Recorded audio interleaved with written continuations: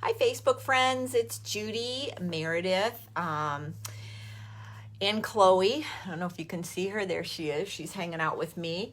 And I'm right in front of my front door with my dogs, so I'm hoping they don't bark.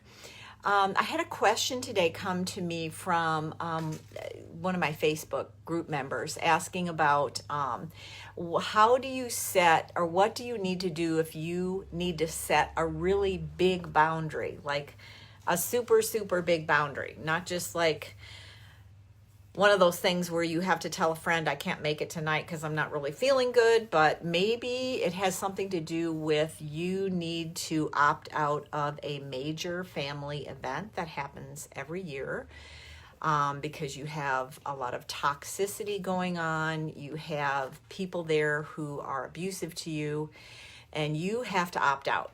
So she was asking, what do you do in a case like that? So I'm going to give you some steps on that. First of all, you want to really commit to your boundary, okay? Because if things like that are going on, you are in the midst of a bunch of boundary busters. You are in the midst of toxic people who don't respect boundaries to begin with. So you have to inwardly totally commit to your boundary and be absolutely certain that you are going to follow through. And one of the ways to kind of get yourself there is to get a great support system person. Can be anybody you trust, and process the situation out loud. Process out loud the reason that you need to set the boundary, and then have a conversation out loud as if you were talking to the person that you're going to be setting the boundary with. So you get some clarity on what it is you need to say, why it is you're doing this, what your reasons are, and then you get some practice. And you can get some feedback from that person that might be able to kind of help you sort out the best way to say things, okay? You're going to want to, when you get ready to actually set the boundary, you're going to want to dispel as much of the anxiety, the anticipatory anxiety as you can. And everybody does that in a different way. For me, if I've got a lot of anxiety, I'm probably lacing up my tennis shoes and I'm going to do a few laps around the block, because that just, for me, that just changes up my energy immediately. For other people, it's breathing exercises. Some people like yoga, or maybe the best time for you is right after a workout.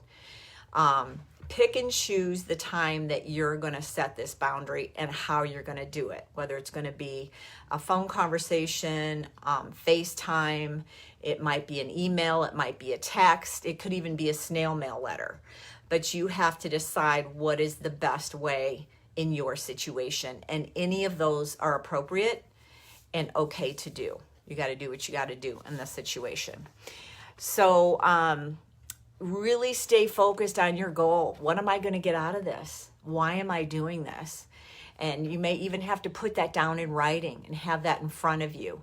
And that's part of that commitment process too. I really need this change. I really want this change. This is right for me. This is scary, but I'm going to do it, and here's why. Okay. And you're going to feel a lot of cringing. Okay. Because, when you're in a family where you don't have people who respect boundaries, you're already not a good boundary setter, because they trained you not to be a good boundary setter, because they want you to do what they want you to do.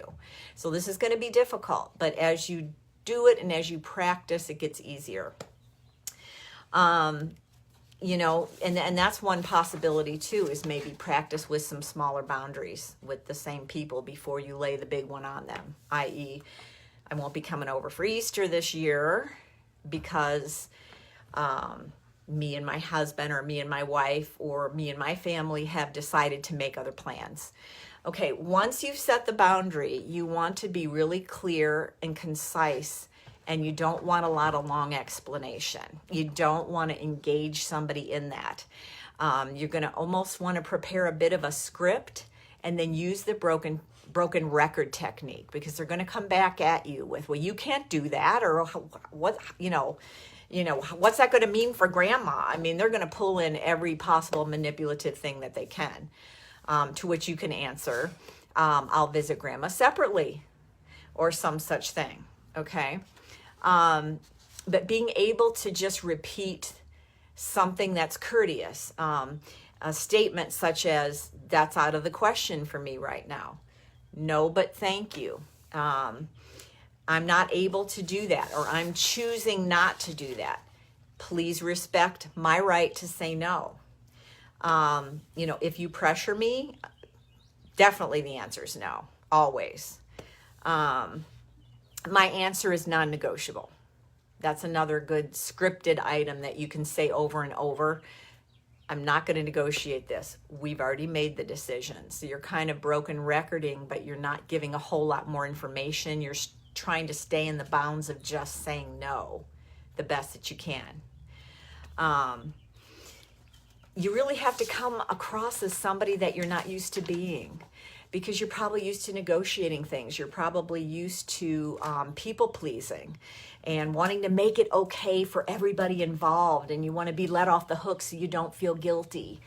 None of that's going to happen, and you just have to know that up front, and you have to go into it understanding this is going to be challenging. It's going to be new for me. I'm going to learn something, and I'm going to be super uncomfortable, but I have to get to the other side of this, so I'm going to do it. So your best bet is preparation up front, and have a support person when you're doing this stuff, okay? Once you're done and you did it and you set the limit, you have to understand that you can't take care of the other person with regard to the boundary you just set. You have to back out, and you have to let them adapt to it. And that's just a fact in boundary setting. We kind of have to throw our boundaries out there and let people kind of grapple with them. When you're all done and it's over, you're going to want to finish with some more breathing exercises, yoga and or workout, or whatever to do your energy level back down to a calm space.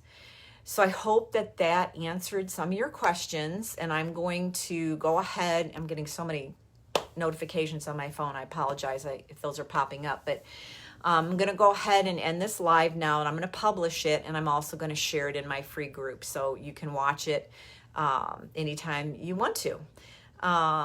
Hello to everybody who's watching. Thanks for being here. Lauren said she just walked 1.2 miles. That's amazing.